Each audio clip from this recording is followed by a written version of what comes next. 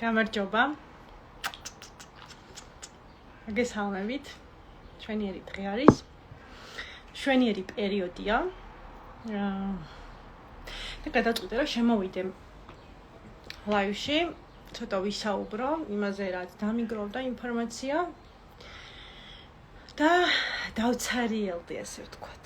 იქიდან გამომდინარე, რომ მუშაობა ყოველდღიურად გრძელდება, გროვდება გაცნობიერება, ვერ ვასწრებ კლიენტებს გადავცე ეს გაცნობიერება, ვერ ვასწრებ მოვახდინო ზოგჯერ რეალიზაცია ამ ყველაფრის და აქედან გამომდინარე მოგესალმებით და სადვარ ვისაუბრო.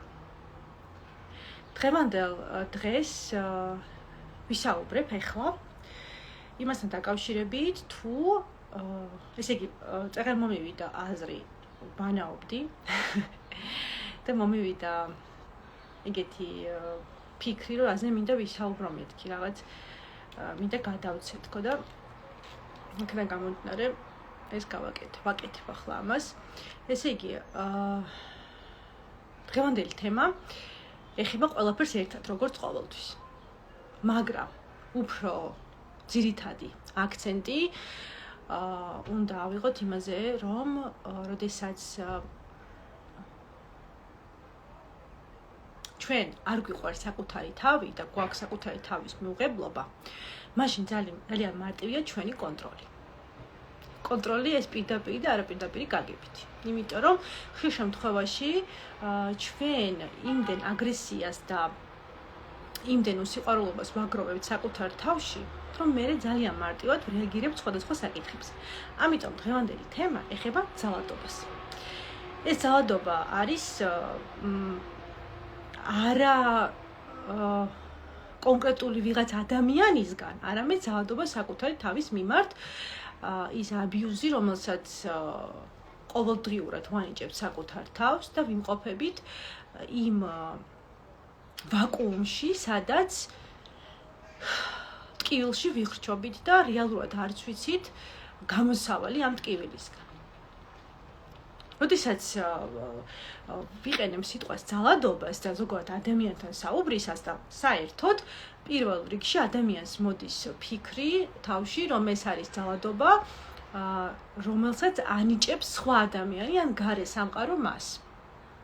მაგრამ სინამდვილეში იმისათვის, რომ მე მივიზიდო გარე სამყაროდან ეს ძალადობა და მივიზიდო ის ადამიანები, რომლებიც მე მომანიჭებენ ამ ტკივილს, პირველ რიგში ამ ტკივილს ვანიჭებ საკუთარ თავს, იმიტომ რომ საკუთარი თავი არ მიყვარს. და ეს თემა არის ძალიან სიღრმისეული და ძალიან მტკივნეული, იმიტომ რომ ხშირ შემთხვევაში ჩვენ გაუცნობიერებლად ვანიჭებთ საკუთარ თავს ამ დიდ ტკივილს. რა შეიძლება იყოს ძალადობა? ყველაფერი, ანუ მაგალითად ყველაფერი ელემენტარული. მაგალითად საუბრობ ადამიანთან და მინდა საპირფარეშოში თავს ვიკავებ იმის გამო, რომ მერიდება ამაზე საუბარი. უკვე ძალადობაა საკუთარი თავის მიმართ, შენ არ გესმის საკუთარი სხეულის ენა. მაგალითად ვიღაც გეკითხება რაღაცას გეკითხება პირადულს და შენ ხმას არიღებ, ან არიცი რა უპასუხო, ან პასუხობ და გერიდება, ან გრძნობ, რომ გინდა აგრესიით უპასუხო და თავს იკავებ. მე არ ამბობ იმას, რომ აგრესია არის სწორი ფორმა გამოხატვის, მე ამბობ იმას, რომ გაუცნობიერებლად შენ თავს იკავებ და აქედან გამომდინარე შენ ანიჭებ საკუთარ თავს ტკივილს. მაგალითად, როდესაც იმის მაგივრად რომ ჭამო ის, რაც სიამოვნებს, ავჭამ და ვიღებ იმას, რაც არ მსიამოვნებს, იმის გამო, რომ მენანება საკუთარი თავისთვის რაღაც თანხა. მინდა რომ ვიყიდო რამე კაბა და არ ვყიდულობ იმის გამო, კი, მაქვს ეს თანხა და არ ვყიდულობ იმის გამო, რომ მენანება ეს თანხა დავხარჯო აი ამ ნივთს.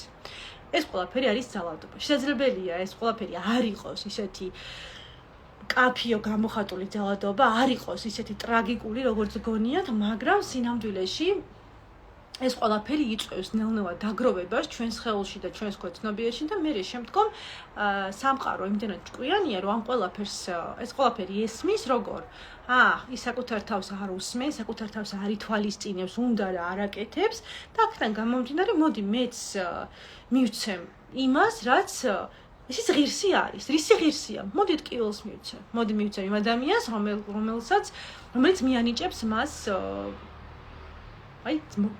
იზალადებს მასზე და მიაყენებს მას ტკივილს. და რეალურად ამ ყველაფერს ჩვენ თავად ვიზიდავთ. ეხლა საიდან გამომდინარეობს ეს აბიუსი? საიდან გამომდინარეობს ძალადობა? ისევ და ისევ გამეორდები, არაერთხელ მithქვამს, ეს ყველაფერი გამომდინარეობს ბავშვობიდან, გამომდინარეობს იქედან, რომ ჩვენ ეგრე გავიზარდეთ და მივითვისეთ ვიღაცების პროგრამები. ანუ ძირითადად მშობლების.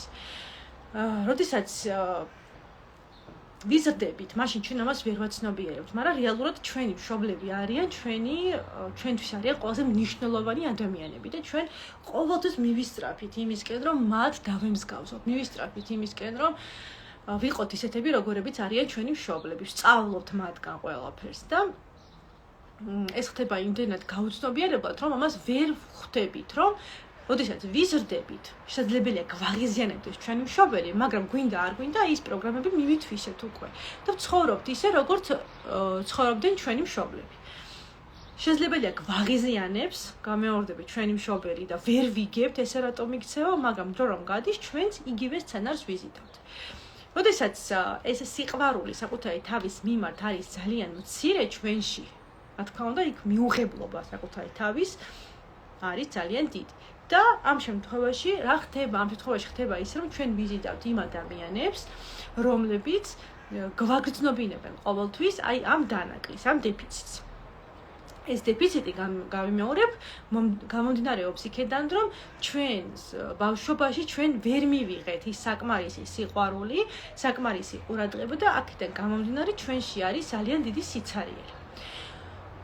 ზალადობის მსხვერპლი ვართ ყველანი. გვინდა არ გვინდა, ამას შეიძლება ვერ ხვდებით, მაგრამ მუდმივად იმყოფებით ძალადობის ქვეშ. და პირველი მოძალადე შენ ხარ თავად, საკუთარი თავის. როდესაც ვსაუბრობ მსხვერპლის პოზიციაზე, აგრეთვე გადამჩენის პოზიციაზე, ესეც არის ჩვენში, რა თქმა უნდა. იმიტომ, სადაც მოძალადე ხარ, იქვე საკუთარი თავი გეცოდება და შემდგომ ვცდილობ გადაარჩინო სხვა და არა საკუთარი თავი, იმიტომ რომ ის თუ როგორ გადაარჩინო საკუთარი თავი, ხშირ შემთხვევაში არ იცი.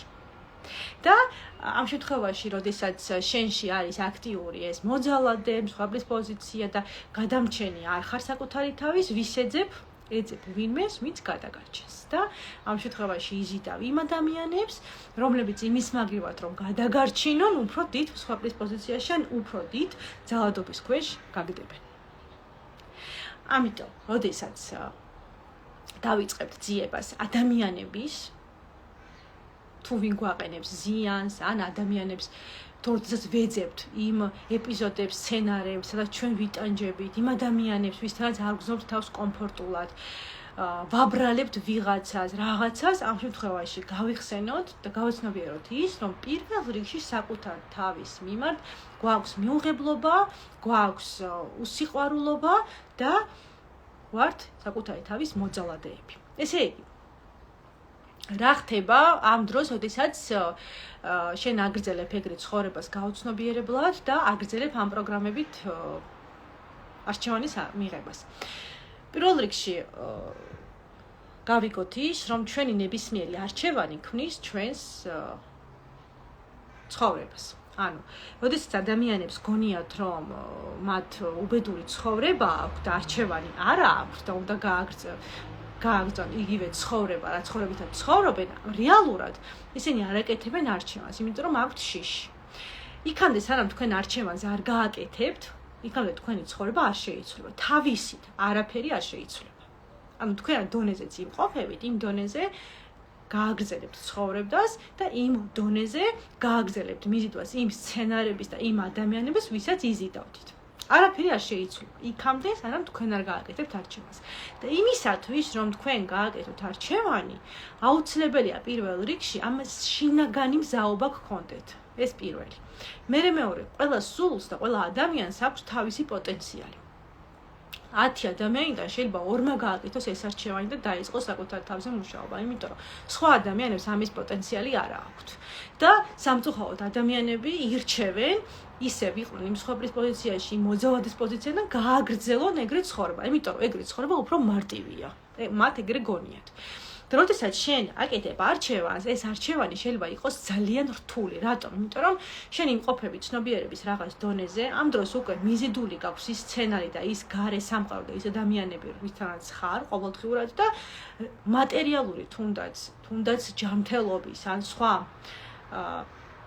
სტანდარტები, არ ვიცი, რაც გაქვთ ახლა სფეროები, რაც გონიათ რომ ხართ ძალიან სუდად, სუსტად, აი უკვე ეს არის თქვენი დონე. და როდესაც თქვენ აკეთებთ რაღაც ახალ არჩევანს, რა თქმა უნდა, ეს არჩევანი არის იმაზე მეტი, ვიდრე თქვენ გონიათ რომ გაქვთ ამის ზალა. ანუ ხშირ შემთხვევაში ადამიანები აბრალებენ იმას, რომ ფული არ მაქვს, ადამიანები აბრალებენ იმას, რომ მეშინია, ან იმას, რომ აი ეს ჩემთვის არ არის. ეს იმიტომ რომ არ გაქვთ იმის პოტენციალი და იმიტომ რომ ვერ იხედებით იმაზე მეტად ღრმად, ვიდრე აი ესე ვთქვათ, თქვენს ირგვლივ ხედავთ. ანუ ეს რადიუსი რაც არის, ეს არის თქვენი პოტენციალი. როდესაც თქვენ გექნებათ შინაგანად ეს გაცნობიერება და იგრძნობთ იმას, რომ იცი რა, ამის იქეთ არის კიდე სხვა სამყარო. ამის იქეთ მე მაქვს იმის უფლება გავაკეთო ახალი არჩევანი და მივიზიდო ახალი სამყარო. აი მხოლოდ მაშინ ხდება ამ არჩევანის გაკეთება. ძალიან ხშირად მეუბნებიან, იცი რა ნინა, მე გავაკეთი არჩევანი შინაგანად, მაგრამ სამყარო ხელს არ მიწყობს და იცი რა, მე ვერ მოვდივარ შენთან სესიაზე, ვერ მოვდივარ შენთან კამბო ცერემონიაზე, არ მაქვს ამის საშუალება. შენ კი გააკეთე შინაგანად ამის არჩევანი, მაგრამ იმისათვის რომ მიიზიდო ის რეალობა, რა გააკეთი ამისთვის? შეიძლება შინაგანად გააკეთე ეს არჩევანი. კი, მე მზად ვარ. მაგრამ აი ეს შენი მზაობა და ეს ერთ ადგილზე ჯდომა არაფერს არ შეცვლის. ანუ რეალურად ამ მატერიალურ სამყაროში მუშაობს მხოლოდ მატერია, ანუ შენი ქმედებები. შენ შეიძლება ფიქრობდე რომ ეს გინდა, მაგრამ შენ თუ არ მიხვედი, არ ვიცი, აი მაღაზიაში გინდა ჩახვიდე, ხო? შენ გინდა ჩახვიდე. ანუ რეალურად შენ თუ არადექი და ჩახვედი მაღაზია შენამდე არ მოვა, ხო? ლოგიკურია. იგივე არის აქ. უბრალოდ ადამიანებს იმდენად არა აქვთ ეს გაცნობიერებული და გონიათ რომ აი სამმე ვიმედიტირებ ახლა ან დავჯდები მანიფესტაციას გავაკეთებ და სამყარო გამომიგზავნის მილიონს პრინცს გამომიგზავნის ამხედრებულ ცხენზე და გადამარჩენს და მე ვიქნები ბედნიერი. არა, ეგრე არ მუშაობს, გვინდა არ გვინდა, უნდა ვიაქტიუროთ და გვინდა არ გვინდა, უნდა გავაკეთოთ არჩევანი, ნიშნავს იმას, უნდა გავაკეთო ქმედება. ანუ მაქსიმალურად ყველაფერი გავაკეთო. არა აქვს ამას მნიშვნელობა რა იქნება ეს. ეს შეიძლება იქნება ტელეფონის გაყიდვა, ეს შეიძლება იქნება დალომბარდება. ნუ ამას არ გირჩევთ ეგეთ რაღაცებს მიმართოთ, მაგრამ მაქსიმალურად ის, რაც შეგიძლიათ რომ გააკეთოთ, რომ მიიზიდოთ ახალი ცხოვრება. ეხლა მომისმინეთ კარგად, როდესაც თქვენ იმყოფებით აი ამ ცხოვრებაში, ამ მატერიალურ გარემოში, აი ის არჩევანმა, იმ არჩევნება, რომელიც გაიარეთ წარსულში და გააკეთეთ, ოდესღაც ეს გაითვალისწინეთ იმ ყველაფერმა მოგიყვანათ აი ამ წერტილში, სადაც ეხლა იმყოფებით. და იმისათვის, რომ თქვენ აღმოჩნდეთ სხვა წერტილში, იგივე არჩევანი რომ გააკეთო, იმ წერტილში ვერანაირად ვერ მიხვალ. იმიტომ რომ ისულიყავი იქამდე, მაშინ მიგიყვანდა უკვე ის არჩევანი იქამდე. და იმისათვის, რომ მიიზიდო, ეხლა იმყოფები A წერტილში, B წერტილი, იმისათვის რომ შენ იგრძნო რომ მოძალადი ხარ საკუთარი თავის და გინდა ამ პროგრამებიდან გამოხვიდე, აღმოჩნდე B წერტილში, ამისათვის საჭიროა ახალი არჩევანი. იმიტომ რომ ძველმა არჩევანმა უკვე მოგიყვანა ამ წერტილში. რა თქმა უნდა, ეს დასაფასებელია, რაც გაიარეთ თქვენ ცხოვრებაში და რა წერტილშიც იმყოფებით, მაგრამ თუ რეალურად გრძნობთ რომ და მე გონია რომ ყველა თქვენთანგანი ამას გრძნობს, რომ თქვენი ცხოვრება ისეთი არ არის, როგორც გინდათ რომ იყოთ. არა მარტო ცხოვრება, არამედ შინაგანი მდგომარეობა. ანუ ცხოვრება არის შინაგანი მდგომარეობის ანალოგი. ამიტომ ახალი არჩევანი ქმნის ახალ რეალობას და არა ჩემი დღევანდელი მდგომარეობა, ჩემი დღევანდელი რეალობა, რომელშიც ვიმყოფები, ხო? უფულოდ, საყვარელი ადამიანის გარეშე, რავი, ჯანმრთელობის პრობლემებით. ეს ყველაფერი არ ქმნის ჩემ არჩევანს, რადგან ეს მდგომარეობა მაქვს, მე ვერ გავაკეთებ ახალ არჩევანს. არა, ეგრე არ არის. მხოლოდ პირიქით. და დავუბრუნდეთ ჩვენ თემას, ძალადობას, ეს არის ძალიან მნიშვნელოვანი და ძალიან სიღრმისეული თემა, იმიტომ რომ ცხოვრების მანძილზე ყოველდღიურ რეჟიმში ამას ვეჯახებ. ესე იგი როგორ? მაგალითად, როდესაც ვიმყოფები ჩემს ახლობლებთან და ეს ხშირად ხდება, არა, უბრალოდ იშვიათად ხდება, მაგრამ ხდება, მაშინ ვაკვირდებ იმას, რომ შესაძლებელია ადამიანს ძალით კონდეს მიღებული ღიმილი. ძალით იღიმოდეს, ან როდესაც ის ძალიან სუსტად არის და არ შეუძლია რაღაცის გაკეთება, მან ეს ძალით გააკეთოს, იმიტომ რომ ვალდებულებას გრძნობს. მაგალითად, როდესაც ვუყურებ იმას, რომ ადამიანები მისვამენ სტანდარტულ კითხვას. აი, ავიღოთ ძალიან მარტივი კითხვა, ეს არის ის, ნინა, როდის დაოჯახდები? ეს ძალიან სტანდარტული კითხვა არის. ძალიან ხშირად აქვთ ეს კითხვა, როდესაც აი ნათესავებს ნახულობ მაგალითად შორეულს ან ვიღაცას. პირველი რაც აინტერესებთ არის ეგ. და ამ დროს ადამიანები რას ეკეთებენ? ხშირად ვამჩნევ, არა მარტო მე მისვამენ, ვიღაცებს რომ უსვამენ, იმ ადამიანს სახე ეშლება. ანუ რეალურად უნდა რომ უპასუხოს, იცი რა, შენი საქმე ეგ არ არის. მაგრამ ამის მაგევად პასუხობს რაღაცნაირად ძალიან თბილად, რაღაც მორიდებულად და ამ დროს იკეთებს ისევ და ისევ ნიღავს. ეს ძალიან ელემენტარული მაგალითია ახლა. და ეგეთ რაღაცეებს ძალიან ხშირად ვამჩნევ, რომ ადამიანები არიან მუდმივად შენიღბული.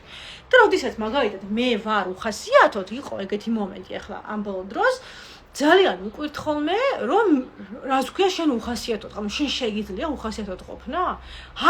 ან კიდევ ყველაზე კარგი, რატომ აჩვენებ ყველას, რომ უხასიათოდ ხარ, დამალე შენი გრძნობები. ანუ არ ილაპარაკო შენს გრძნობებზე, იყავი ჩაკეტილი. და ამ შემთხვევაში ისევ და ისევ ნიღბის გაკეთება გიწევს და გიწევს იმ ადამიანებთან კომუნიკაცია, რომელთაც ეხლა ამ მომენტში არ გინდა კომუნიკაცია.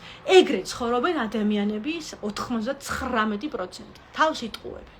რამდენჯერ ამდღარ ხართ დილით, არ ვიცით, ვინც დაოჯახებული ხართ და გეკეთებიათ საუზმე, როდესაც გიზარებოდათ ამის გაკეთება. ან რამდენჯერ ამდღარ ხართ საწოლიდან, როდესაც არ გინდათ ადგეთ და უბრალოდ დასვენება გინდათ, დაწოლა გინდათ და უსაქმურობა გინდათ. ანუ ამ ყველაფერს ვაკეთებთ იძულებით.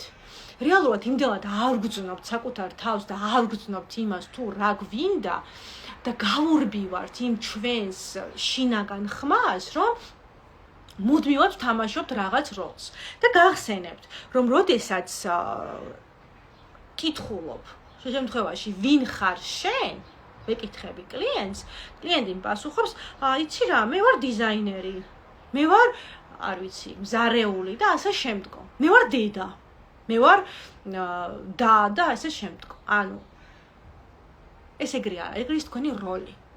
ანუ თქვენ გაქვთ იმდენად მოერგეთ იმ როლს, რომ მუდმივად ცხოვრობთ იმ როლის ქვეშ. სიამოვნებაში თქვენ ხართ სული ადამიანი, რომელსაც აქვს სხვადასხვა როლი, კი, ამ მატერიალურ სამყაროში, მაგრამ პირველ რიგში თქვენ ხართ ადამიანი. ადამიანი, რომელსაც არ უყვარს საკუთარი თავი და რომელიც მუდმივად ატერორებს საკუთარ თავს და მუდმივად ცდილობს იყოს იმაზე უკეთესი, ვიდრე არის, რადგან აქვს საკუთარი თავის მიუღებლობა. რადგან არ უყვარს საკუთარი თავი ისე, როგორც საჭიროა უყვარდეს. ეს უსიყვარულობა საკუთარი თავის მიმართ არის დაკავშირებული ყველაფერთან ჩვენს ცხოვრებაში. და როდესაც მე ვირჩევ პარტნიორს, ვისთანაც ვიქნები, ვინც იქნება ჩემს გვერდით, ვინც მეყვარებს, ვინც მიყვარს და ვეყვარ ვარ. სამსახური, სადაც უბრალოდ ყოველდღიურად დავდივარ და ადამიანებთან კომუნიკაციას ვამყარებ. არ ვიცი, ოჯახის წევრები, ანუ ყველგან ჟღავდება, ყველგან არის ის გამოვლინება თქვენი სიყვარული საკუთარი თავის მიმართ. როდესაც თქვენ საკუთარი თავი არ გიყვართ, თქვენ გრძნობთ ამას კომუნიკაციის დროს, მეტად აგრესიული ხართ, რაღაცები გაღიზიანებთ, რაღაცეებზე რეაგირება გაქვთ მწარე, ან მაგალითად პირადად პარტნიორი არ გექცევათ კარგად და აქედან გამომდინარე ეს ნიშნავს იმას, რომ თქვენ არ ეკცევით საკუთარ თავს კარგად. სიყვარული საკუთარი თავის მიმართ არის ძალიან ძლიერი და ძალიან მნიშვნელოვანი თემა. და იქამდე სანამ ჩვენ არ გავიგებთ და არ გავაცნობიერებთ იმას, რომ მე არ მიყვარს საკუთარი თავი და მე ვარ მოძალადე საკუთარი თავის, იქამდე ეს ყველაფერი მუდმივად განმეორდება.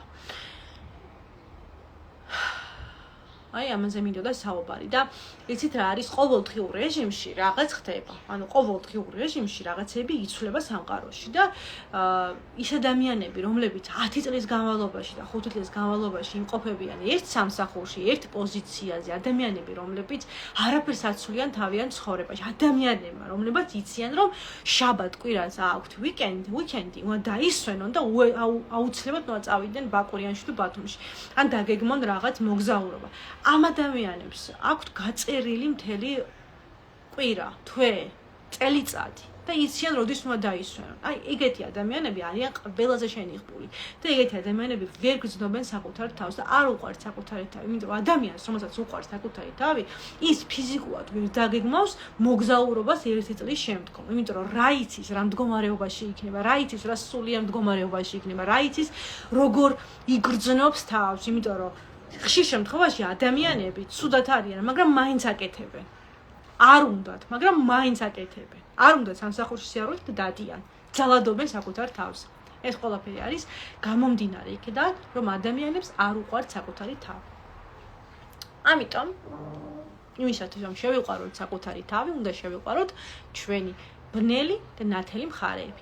ამისათვის აუცილებელია გააკეთოთ არჩევანი და სამწუხაროდ არ გამაჩნია ესეთი საშუალება, რომ შევცვალოთ თქვენი ცხოვრება. სამწუხაროდ არ გამაჩნია ის მეთოდი, რომ როდესაც სესია მაქვს, მე ერთ დაწკაფუნებაზე ესე შევცვალოთ თქვენი ცნობიერება და ვაუ, თქვენ გასხივავსანდეთ და ჩემგან გახვიდეთ უკვე შეცვლილი ცხოვრება. არა.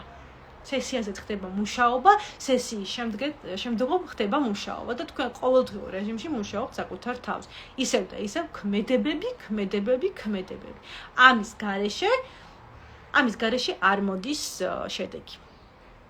ამიტომ გააკეთეთ არჩევანი, მოდით, ჩაეწერეთ, იმუშავეთ საკუთარ თავზე და შეცვალეთ თქვენი ცხოვრება თქვენივე ქმედებებით.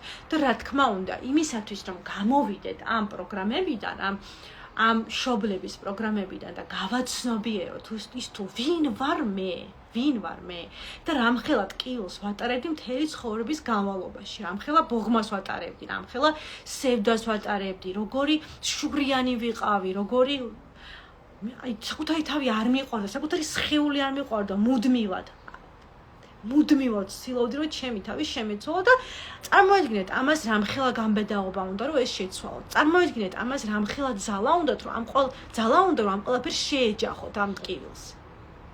ეს ხო არ არის მარტივი, ეს ყველაფერი გააცნობიერო 30 წლის განმავლობაში ცხოვრობდი ტყუილში და 30 წლის განმავლობაში შენ აკეთებდი იმ არჩევანს, რომელიც რეალურად შენ არ გეკუთვნოდა, არამედ ეკუთვნოდა დედაშენს და მამაშენს. ეს ძალიან დიდ გამბედაობას მოითხოვს და ძალიან დიდ რესურსს მოითხოვს. აქედან გამომდინარე ეს მარტივი გზა ნამდვილად არ არის, მაგრამ როდესაც შედეგი მოდის, მერე არის უკვე მარტივი. და კიდევ ერთ თემას ვიტყვი, საბოლოოდ ძალიან ხშირად შეხვედრებზე, როდესაც ახლობლებს ხვდები, ახლა ბოლოს ვიყავი რაღაც ჩემებს შევხვდი მოკეთ, რაღაც ის ქონდა შეკრება.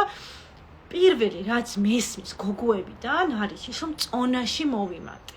და პირველი რაც მესმის ნინა, მუცელი მაქვს დიდი, მოვიმატე, რამსუქანი, ვეღარ ვეტევი იმ შარვალში, რომელსაც პირველი ეს თემა მესმის ქალებიდან, რაც საინტერესო არის მათთვის, ეს არის ის, რომ წონაში მოვიმატე. ყველაზე დიდი ტკივილი უდევს იქ, სიამდვილეში იქ კი არა ტკივილი, შენ მქონი გაქვს ზედმეტი.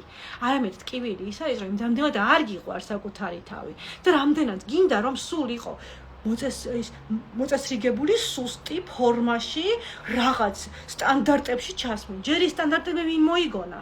ეგ სტანდარტები არ ვიცი. კი ვიცი, მაგრამ იმის თქვა მინდა, რომ რამდენად თქვენს თავში გაქვთ ჩაბეჭდილი ეს სტანდარტები, რომ მე უნდა ვიყო ვიზუალურად ესეთი. მეორე არ აძლევთ თავს იმის საშუალებას, რომ 5 თვის წინ იყავით 50 კილო, დღეს ხართ 60. თქვენ გინდათ რომ ყოველთვის ერთი და იგივე იყოს. ამ ცვალებადობას არ იღებთ და აქედან გამომდინარე არ იზიდავთ არასოდეს სიახლეს, არასოდეს. თქვენ არ აძლევთ სხეულს გამტარიანობის უფლებას, თქვენ არ აძლევთ სხეულს იმის უფლებას, რომ იყოთ არაიდეალური და ქმნით რაღაც ილუზიებს. და აქედან გამომდინარე ხდება ეს ყველაფერი და რაც თავარია, ყველაზე დიდი ტკივილი დევს იმაში, რომ ქალს არ აქვს საკუთარი სხეულის მიმღებლობა, შემცირდა რაღაც. ხალხს არ აქვს საკუთარი თავის მიმღებლობა, საკუთარი სხეულის მიმღებლობა და მუდმივად ცდილობს, რომ გააკრიტიკოს საკუთარი თავი. და მე უკვირს ის, რომ ვიღაც მამაკაცი მას შეხედავს და ვაიმე, შენ რაღაც ცელულიტი გაქვს, შენ რაღაც ზედმეტი 5 კილოგრამი გაქვს და რა ხდება მაგდროს? ის მოძალადეა, ის აბიუზერია, ის ძალადობს ჩემზე, მე მსხვერპლი ვარ. ზემდეში შენ საკუთარ თავთან გრძნობ, რომ მსხვერპლი ხარ? შენ საკუთარ თავზე რო ძალადობ, ამას თუ გრძნობ. თუ გრძნობ იმას, რომ მუდმივად ხარ ორიენტირებული იმაზე, რა ჭამე. ანუ და იმხელა ძალას ანიჭებთ, საიკვებს. იმხელა ენერგიას დებთ იმაში თუ რას ვჭამ, ანუ რეალურად რა ენერგია, რა უნდა იდოს ხაჭაპურში, ამდენი რომ თქვენ მოიმატოთ წონაში ერთ საღამოს. ანუ რამდენი უნდა ჭამოთ ხაჭაპური? არ ვიცი, თვეობით უნდა ჭამოთ ხაჭაპური, ყოველდღიურად უნდა ჭამოთ თქვენ ხაჭაპური, პიცა თუ რაც იქნება, რომ მოიმატოთ 5 კილოგრამი. და არა ერთ საღამოს. და რამდენი გოგო მინახავს ესე შეხვედრაზე, რომ ვარ ახლობლებთან სხედან და არ ეკარებიან გემრიელ საჭმელს. იმის გამო რომ თავს იკავებენ, თავს იკლავენ დიეტებით. ანუ რამდენად სიყვარულობა დებთ მათში. ამას ხედავთ. ამას აცნობიერებთ. აი ეს რამდენად ტკივნეული თემა არის და რამდენად დიდი ტკივილი დევს იმ ადამიანებში, იმ გოგოებში, რომლებიც აი ესე ცხოვრობენ, არიღებენ საკუთარ სხეულს, საკუთარ თავს და მერე მოდიან სესიაზე და იმათ გონიათ, რომ პრობლემა არის მათ მეუღლეში. პრობლემა არის რაღაც ფინანსებში. არა, პრობლემა არის შენში, რომ შენ არ გიყვარს საკუთარი თავი და ხარ საკუთარი თავის მოძალადე. ძალიან მნიშვნელოვანი თემაა ეგეც, როდესაც აი რაც მოგიყევით ახლა ის წონასთან დაკავშირებით, ჭამასთან დაკავშირებით და ხშირ შემთხვევაში მესმის ერთი და იგივე. მოვიმატე, ქვედამუცელი მაქვს, ეს მაქვს, ის მაქვს. ეს მინდა გააცნობიეროთ კიდევ, რომ როდესაც ზედმეტი წონა გვაქვს, ეს არის თქვენი სხეულის პოტენციალი. ანუ თქვენ მეტი პოტენციალი ამ ეტაპზე არ გაქვთ. იმისათვის, რომ სხეული შეიცვალოს, სხეულმა მიიღოს ის ფორმა, რაც თქვენთვის მისაღებია, აუცილებელია ამისთვის ენერგეტიკულად და ფსიქოლოგიურად გაიზარდოთ. ემოციურად გაიზარდოთ, პოტენციალი გაზარდოთ და სხეული დამერწმუნოთ მიიღებს იმ ფორმას, რა ფორმაც იქნება საჭირო. ანუ სხეულში პრობლემა არ არის. და რაც უნდა თქვენ თავი მოიკლათ ვარჯიშებით, ტრენაჟორებით, იოგაზე სიარულით, პილატესის სიარულით და ასე შემდგომ დიეტებით, ეს ყველაფერი იქნება ისევ და ისევ ძალადობა საკუთარ თავზე. და ეს ყველაფერი იქნება დროებითი და არა სიყვარულით საკუთარი თავის მიმართ და ვერასოდეს ვერ იგზნობთ შედეგს და შედეგი თუ იქნება დროებითი. ვერასოდეს ვერ ამოხტებით თქვენ აი ამ სივრციდან, ამ პოტენციალიდან ვერ გადახტებით იქ.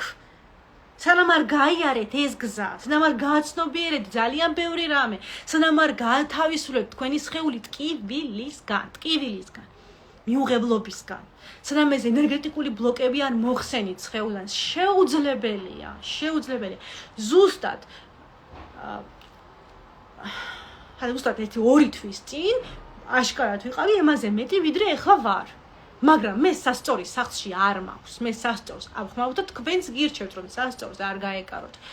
და ეხლა ვგნობ, რომ მეტად ჩატევა. რატომ? იმიტომ რომ მაშინ ჩემი ცხიმი მიცავდა იმ რაღაცეებისგან, რაც იმ ტკივილისგან, რასაც გავდიოდი. ანუ ეს მინდა გაითვალისწინოთ, რომ ცხიმი მაშინ გროვდება თქვენში, როდესაც სხეული განიცდის გაბრკოლებას, შიშს, როდესაც რაღაც ტრანსფორმაცია მიდის თქვენში და თქვენ ამ ტრანსფორმაციას არ ნებდებით და არ აკეთებთ არჩევანს. ამიტომ აქვე არის ქალური პრობლემები, ჯანმრთელობის პრობლემები, აქვე არის ციკლის პრობლემები, მენსტრუალური პრობლემები, ცისტიტი, ენდომეტრიოზი, მიომა, აქვე არის ყველანაირი კანის პრობლემები. psoriazi იქნება, აკნე იქნება, თვალის პრობლემები. ძალიან ბევრი პრობლემა არის დაკავშირებული უსიყვარულობასთან და ძალადობასთან საკუთარი თავის მიმართ. იქამდე სანამ თქვენ არ გააცნობიერებთ იმას, რომ პრობლემაა და გამოსავალი ის კი არ არის, რომ მე ხვალ მივიდე ექიმთან და დავლიღო ანტიდეპრესანტი, ან მივიღო ჰორმონალური აბი, ან მივიღო, არ ვიცი, რაღაც სხვა წამალი და მივიდა დარბაზში და დავიწყო იძულებითი ვარჯიში, დავიწყო მუდმივად კონცენტრაცია იმაზე, რომ დავიკელი 2 კილო, დავიკელი 3 კილო და ასე შემდგომ დავიყენო ბოდიბილდერის სხეული, რაც ძალიან დღეს პოპულარულია.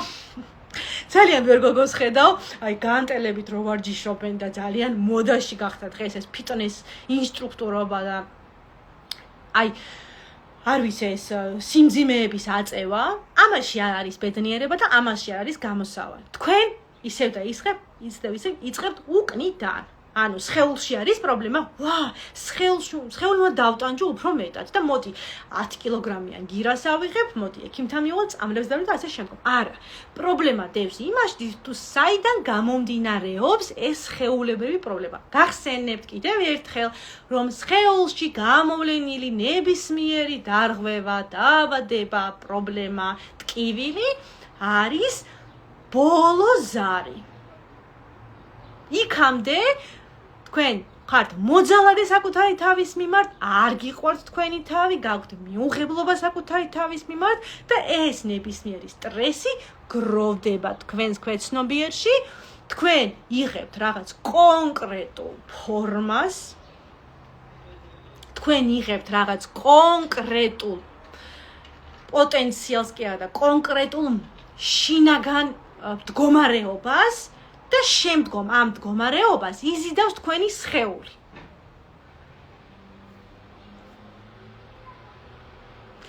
ამიტომ ეს ფონიც მე შევქმენი. იმიტომ რომ ხატავ, იმიტომ რომ ვაძლევ ჩემს თავს იმის საშუალებას, ვიყო ისეთი როგორიც ვარ და ვაძლევ იმის საშუალებას ჩემს თავს, რომ შევქნა. შენც ლამაზი ხარ. და მიხარია შენი აქ ყოფნა ძალიან თან. ამიტომ მეგრე. მადლობა ვინც მისმენთ, მადლობა ვინც გააკეთებთ არჩევანს და დამერწმუნეთ, ეს არის დიდი რთული გზა. ეს არ არის მარტივი გზა, იმიტომ რომ ამ გზაზე მეც ვიყავი და დღემდე ვარ ამ გზაზე. იქამდე სანამ თქვენ თავად არ დაიწყებთ ამ ქმედებებს, არაფერი თქვენ ცხოვრებაში არ შეიცვლება. იმისათვის რომ მივიზიდოთ ახალი გარემოება, ახალი სხეული და ახალი მდგომარეობა შინაგანი, მნიშვნელოვანია გავაკეთოთ არჩევანი და ყოველდღიურად გავაკეთოთ არჩევანი. ის კი არა რომ მე დღეს ხო დავდექი დილით და რაღაც გავაკეთე, არამედ ყოველდღიურად გავაკეთო არჩევანი და დამერწმუნეთ, ჩემთან მუშაობის დროს თქვენ გექნებათ იმის საშუალება, რომ დაინახოთ ყოველდღიურად ეს შედეგი. მაგრამ მოიცავს ძალიან დიდ შრომას. ძალიან დიდი მადლობა, ვინც მისმენთ და ძალიან გაფასებთ, ვინც აქ ხართ. და რა თქმა უნდა, იმ ადამიანებს უფრო მეტად ვაფასებ, ვინც აკეთებს არჩევანს. იმიტომ რომ ვიცი რომ ეს ძალიან რთულია. დროებით.